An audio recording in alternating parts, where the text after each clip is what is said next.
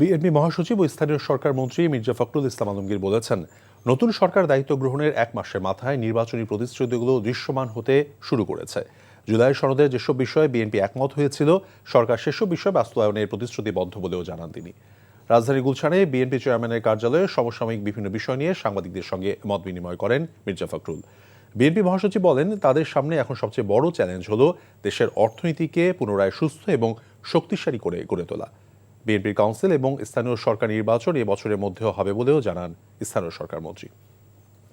এই জুলাই সনদের ব্যাপারে আমরা 100% কমিটেড, বাট কোনগুলো যেগুলো আমরা সই করেছি, এই কথাটা খুব পরিষ্কার করে বলতে চাই। আপনার আমাদের উপর চাপিয়ে দেওয়া যেটা একটা আপনার কোনো শর্ত, এটা তো মেনে নেওয়াটা আমাদের জন্য নিশ্চয়ই আপনার সবসময় সম্ভব নাও হতে পারে। আলোচনার ভিত্তিতে দরকার হলে আমরা বিষয়গুলো নিয়ে একটা জায়গায় পৌঁছতে পারবো, কিন্তু পার্লামেন্টে আলোচনা করে যদি আগেই থেকে রাস্তার হুমকি দিতে থাকে, তাতে আপনার সেটা ওই যে কারণে আমরা পার্লামেন্ট তৈরি করলাম সেটাকে কাজ করা অতটা সঠিক বলে আমি মনে করি না।